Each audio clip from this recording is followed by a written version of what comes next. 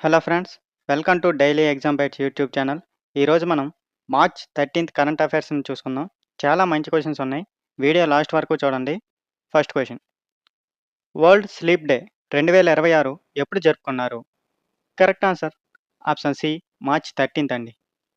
ఈ సంవత్సరం థీమ్ ఏంటంటే స్లీప్ వెల్, లైవ్ బెటర్ అండి. ఇది ఎప్పుడు జరుపుకుంటున్నారంటే వరల్డ్ స్లీప్ డేను వరల్డ్ స్లీప్ సొసైటీ 2008లో ప్రారంభించిందండి. ప్రతి సంవత్సరం వసంత ఋతువుకు వచ్చే ముందు శుక్రవారాన్ని ఈ దినోత్సవం నిర్వహిస్తారండి. సో, ఆ విధంగా ఇప్పుడు మార్చ్ 13థ్ పడింది. అందుకు మనం వరల్డ్ స్లీప్ డేని నిర్వహించుకున్నాం. సో, మరొకసారి కీ పాయింట్స్ చూసుకుంటే 2026లో వరల్డ్ స్లీప్ డేను ఎప్పుడు నిర్వహించారు? Correct answer March 13th. అప్పుడే ఎందుకంటే వసంత ఋతువుకు వచ్చే ముందు శుక్రవారాన్ని ఈ దినోత్సవాన్ని పాటిస్తారండి. ఎవరు అంటే వరల్డ్ స్లీప్ డేను వరల్డ్ స్లీప్ సొసైటీ 2008లో ప్రారంభించింది. ఈ సంవత్సరం థీమ్ ఏంటంటే స్లీప్ వెల్, లైవ్ బెటర్ అండి. ఓకేనా? నెక్స్ట్ క్వశ్చన్, అంతర్జాతీయ యోగా దినోత్సవం 2026కు 100 రోజుల కౌంట్డౌన్ ప్రారంభాన్ని సూచిస్తూ యోగా మహోత్సవ్ 2026 ఏ సంస్థలో నిర్వహించబడింది? కరెక్ట్ ఆన్సర్ చూడండి. Option B, Morarji Desai national institute of yoga, New Delhi అండి.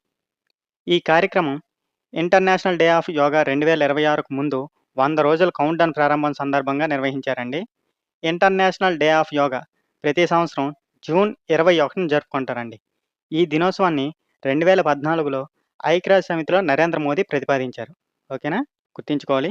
అంతర్జాతీయ యోగా దినోత్సవం 2026కు 100 రోజుల కౌంట్డౌన్ ప్రారంభాన్ని సూచిస్తూ యోగా మహోత్సవ్ 2026 ఎక్కడ నిర్వహించబడింది అంటే correct answer option B, Morarji Desai national institute of yoga, న్యూఢిల్లీలో అండి.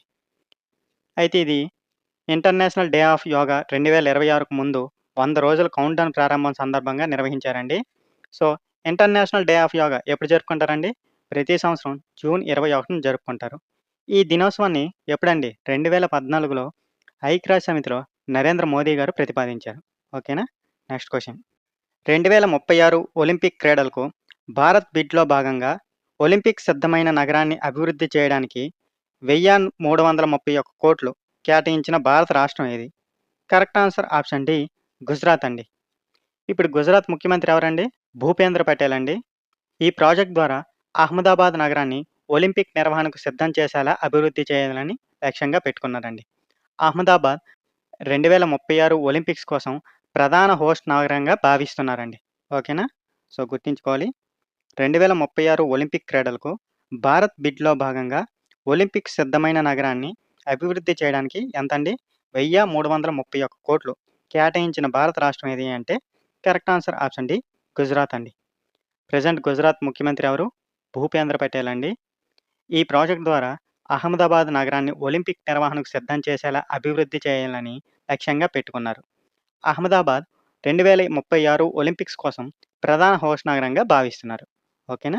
నెక్స్ట్ క్వశ్చన్, 22 సంవత్సరాల తర్వాత 2027లో జరిగే ఆర్చరీ వరల్డ్ కప్ 2వ దశకు భారత్ ఏ నగరంలో ఆతిథ్యం ఇస్తుంది? Correct answer option C, New Delhi అండి. భారతదేశంలో చివరిసారిగా ఎప్పుడు జరిగాయంటే 2005లో జరిగాయండి. ఈ ఆసియా ఆర్చరీ ఛాంపియన్‌షిప్ అనేది ఢిల్లీలో నిర్వహించారు.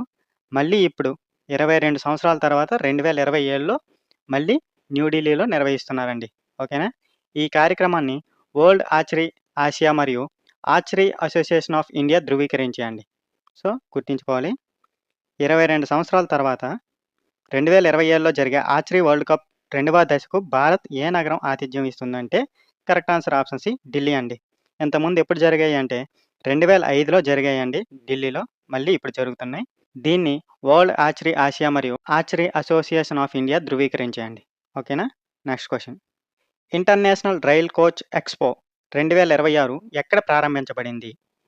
Correct answer option B, Perambur, Chennai అండి. ఐసీఎఫ్ అంటే ఇంటిగ్రల్ కోచ్ ఫ్యాక్టరీ ప్రపంచంలోనే అతిపెద్ద రైల్ కోచ్ తయారీ కేంద్రాల్లో ఒకటండి. ఇది ఎప్పుడు స్థాపించబడిందంటే 1955లో భారత రైల్వే ద్వారా స్థాపించబడింది. ఈ ఐసీఎఫ్‌లో వందే భారత్ ఎక్స్‌ప్రెస్ వంటి ఆధునిక రైలు తయారు చేస్తుంది.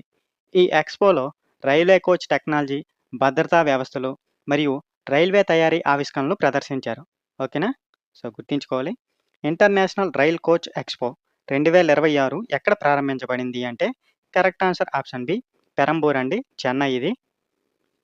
ఈ ఇంటిగ్రల్ కోచ్ ఫ్యాక్టరీ ప్రపంచంలోనే అతిపెద్ద రైలు కోచ్ తయారీ కేంద్రాల్లో ఒకటండి. ఇది ఎప్పుడు స్థాపించారు అంటే 1955లోనే భారత రైల్వే ద్వారా స్థాపించబడింది. ఇక్కడ వందే భారత్ ఎక్స్‌ప్రెస్ వంటి ఆధునిక రైలు తయారు చేస్తారండి.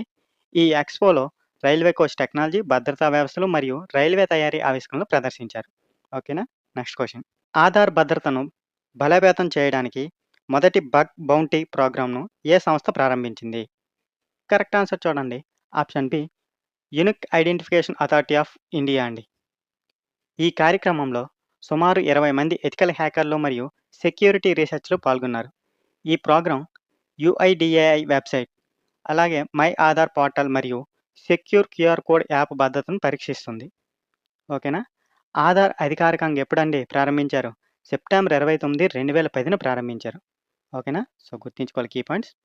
ఆధార్ భద్రతను బలోపేతం చేయడానికి మొదటి బగ్ బౌంటీ ప్రోగ్రామ్‌ను ఏ సంస్థ ప్రారంభించింది అంటే correct answer option be unique identification authority of India. ఈ కార్యక్రమంలో ఎవరు పాల్గొన్నారండి? సుమారు 20 మంది ఎథికల్ హ్యాకర్లు మరియు సెక్యూరిటీ రీసెర్చ్‌లు పాల్గొన్నారు. ఈ program UIDAI website, my Aadhaar portal మరియు సెక్యూర్ క్యూఆర్ కోడ్ యాప్ భద్రతను పరీక్షిస్తుంది. ఆధార్ ఎప్పుడండి అధికారికంగా ప్రారంభించారంటే సెప్టెంబర్ 29, 2010న ప్రారంభించారు. ఓకేనా? Next question. అమెరికాలో ఆయిల్ రిఫైనరీ ప్రాజెక్ట్ కోసం $300 బిలియన్ పెట్టుబడి ప్రకటించిన భారత్ కంపెనీ ఏది? Correct answer option C Reliance Industries అండి. ఈ ఆయిల్ రిఫైనరీ బ్రౌన్స్విల్, టెక్సాస్‌లో నిర్మించబడుతుంది. అమెరికాలో సుమారు 50 సంవత్సరాల తర్వాత నిర్మించబడుతున్న పెద్ద ఆయిల్ రిఫైనరీ ఇదే అండి. ఓకేనా? సో, గుర్తుంచుకోవాలి. అమెరికాలో ఆయిల్ రిఫైనరీ కోసం ఎంతండి? $300 బిలియన్ పెట్టుబడి ప్రకటించిన భారత కంపెనీ ఏది అంటే correct answer option C Reliance Industries అండి. ఇవి ఎక్కడండి నిర్మించబడుతుందంటే బ్రౌన్స్విల్ మరియు టెక్సాస్‌లో నిర్మించబడుతుంది. సుమారు 50 సంవత్సరాల తర్వాత నిర్మించబడుతున్న పెద్ద ఆయిల్ రిఫైనరీ అండి ఇది. ఓకేనా? Next question. ఇటీవల వార్తల్లో కనిపించిన కురంబా ఆర్ట్ భారతదేశంలోని ఏ ప్రాంతంలో ప్రధానంగా ఉద్భవించింది? కరెక్ట్ ఆన్సర్ ఆప్షన్ సి నీలగిరి కొండలండి.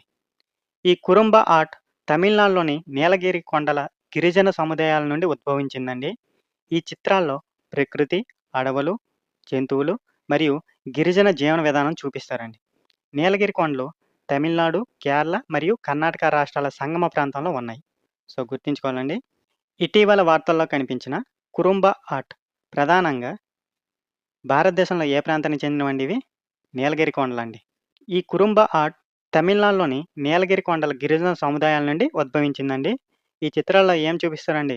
ప్రకృతి, అడవులు, జంతువులు మరియు గిరిజన జీవన విధానం చూపిస్తారు. ఈ నీలగిరి కొండలు ఎక్కడ ఉన్నాయండి? తమిళనాడు, కేరళ మరియు కర్ణాటక రాష్ట్రాల సంగమ ప్రాంతంలో ఇవి ఉన్నాయి. ఓకేనా? గుర్తుంచుకోవాలి. Next question. Global conference on women in agri food సిస్టమ్స్‌ను ఎవరు ఉద్దేశించి ప్రసంగించారు? Correct answer option B Droupadi Murmu గారండి. ఈ కాన్ఫరెన్స్ ప్రధానంగా వ్యవసాయం మరియు ఆహార వ్యవస్థల్లో మహిళలను శక్తివంతం చేయడంపై దృష్టి సారించిందండి. ఈ కార్యక్రమం థీమ్ ఏంటంటే driving progress, attaining new heights అండి. ఈ కాన్ఫరెన్స్ ఎక్కడండి? న్యూఢిల్లీలో నిర్వహించారు. ఐక్యరాజ్య సమితి 2026 సంవత్సరాన్ని international year of the women ఫార్మర్‌గా ప్రకటించింది. సో, గుర్తుంచుకోవాలి. Global conference on women in agri food సిస్టమ్స్‌ను ఎవరు ఉద్దేశించి ప్రసంగించారు అంటే correct answer option B Droupadi Murmu గారండి. ఈ కాన్ఫరెన్స్ ప్రధానంగా దేని గురించండి? వ్యవసాయం మరియు ఆహార వ్యవస్థల్లో మహిళలను శక్తివంతం చేయడంపై దృష్టి సారించిందండి. థీమ్ ఏంటంటే driving progress, attaining new heights అండి. ఈ కాన్ఫరెన్స్ ఎక్కడ జరిగింది? న్యూఢిల్లీలో నిర్వహించారు. అలాగే ఇంకో పాయింట్ ఏంటంటే ఐక్యరాజ్య సమితి ఈ 2026 సంవత్సరాన్ని international year of the women ఫార్మర్‌గా ప్రకటించింది. సో, ఇది కూడా గుర్తుంచుకోవాలి. ఓకేనా? Next question. Full iron man New Zealand ట్రైథలాన్‌ను 11 గంటల 50 నిమిషాల్లో పూర్తి చేసి చరిత్ర సృష్టించిన వ్యక్తి ఎవరు? Correct answer option D Anant Rana అండి. ఈ అనంత్ రాణా జంషెద్పూర్‌కి చెందిన 33 సంవత్సరాల అథ్లెట్. ఈ ఐరన్ మ్యాన్ ట్రైథలాన్‌లో ఏముంటాయంటే 3.8 కిలోమీటర్ల ఈత, 180 కిలోమీటర్ల సైక్లింగ్, 42.2 కిలోమీటర్ల మారథాన్ పరుగులు ఉంటాయి. న్యూజిలాండ్ అనేది ప్రపంచంలోని పురాతన ఐరన్ మ్యాన్ ట్రైథలాన్ ఈవెంట్లలో ఒకదానికి ఆతిథ్యం ఇస్తుంది. ఓకేనా? సో, గుర్తుంచుకోవాలి.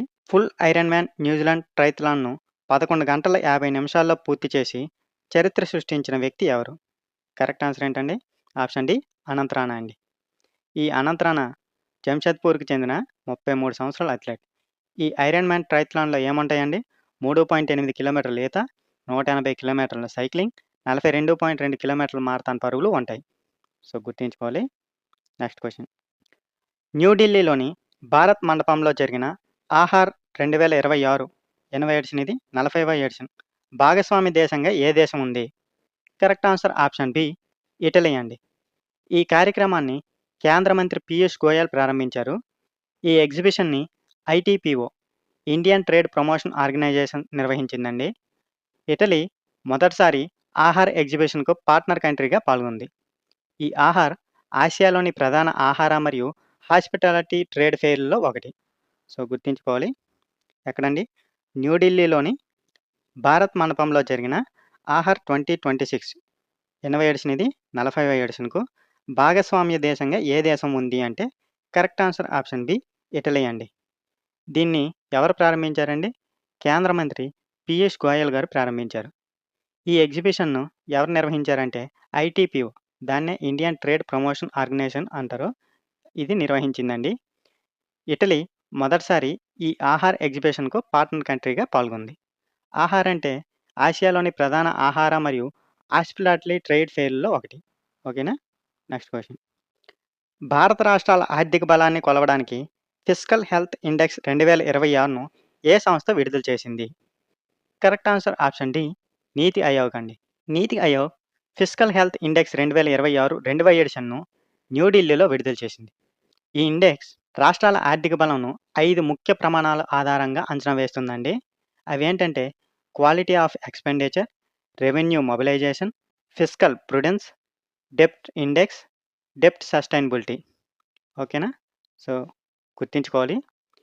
భారత రాష్ట్రాల ఆర్థిక బలాన్ని కొలవడానికి ఫిస్కల్ హెల్త్ ఇండెక్స్ 2026ను ఏ సంస్థ విడుదల చేస్తుందండి? నీతి ఆయోగ్ అండి. నీతి ఆయోగ్ ఫిస్కల్ హెల్త్ ఇండెక్స్ 2026 రెండవ ఎడిషన్‌ను ఎక్కడండి? న్యూఢిల్లీలో విడుదల చేసింది. ఈ ఇండెక్స్ రాష్ట్రాల ఆర్థిక బలంను ఎన్నండి? 5 ముఖ్య ప్రమాణాల ఆధారంగా అంచనా వేస్తుంది. అవేంటంటే quality of expenditure, revenue mobilisation, fiscal prudence, డెబ్ట్ ఇండెక్స్, డెబ్ట్ సస్టైనబిలిటీ అండి. సో, గుర్తుంచుకోవాలి. Next question. ఇటీవల యూనియన్ క్యాబినెట్ 31.42 కిలోమీటర్ల గ్రీన్‌ఫీల్డ్ కనెక్టివిటీ ప్రాజెక్ట్‌ను జేవర్ అంతర్జాతీయ విమానాశ్రయాన్ని ఢిల్లీ, ముంబై ఎక్స్‌ప్రెస్ వేతో కలపడానికి ఆమోదించింది.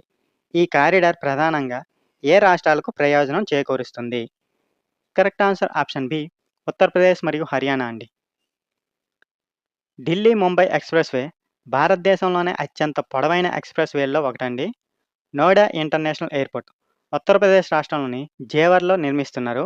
ఈ కొత్త కనెక్టివిటీ ప్రాజెక్ట్ రవాణా సౌకర్యాలను మెరుగుపరచడానికి సహాయపడుతుంది. సో, గుర్తుంచుకోవాలి.